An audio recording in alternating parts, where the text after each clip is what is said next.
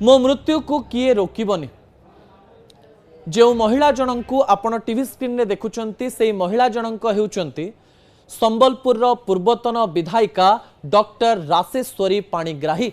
जीवन रे अनेक रोगी को से चिकित्सा करिसंती, अनेक रोगी जीवन से बंचैचंती। मोर मने अछि संबलपुर सहर रे तांको देखैबा पाई रोगी मानकर लाइन लागे।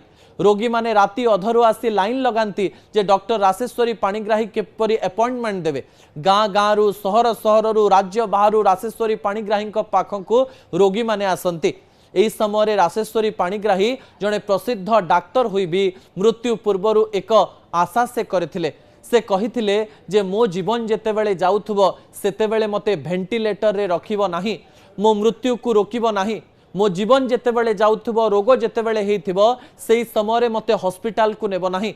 हॉस्पिटल रे अनेक रोगी को बंचाइथिबा जणे डाक्टर जे निज जीवन रे विवाह करि नथिले, निजर जीवन को समाज प्रति उत्सर्गीकृत करि देइथिले, सेही डॉक्टर राशेश्वरी पाणिग्राहींकर एही कथा आम मनरे एक दाग होई रहिबो।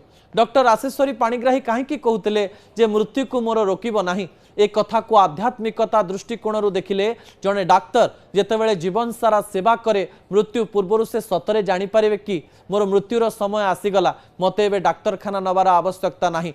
जड़े डाक्तर जेतेबेले जीवन जाक साधना करी अनेक लोक को बंचाए से निज शरीरर रोग को बुझी पारे कि एई रोगरे आउ बेसी दिन बंची हेबो नाही। मृत्यु को रोकिबा भी एक कष्टमय कथा। जन को वेंटिलेटर रे रखी अधिक समय कष्ट देवा ठारो ताकू मुक्ति दे देवा भल।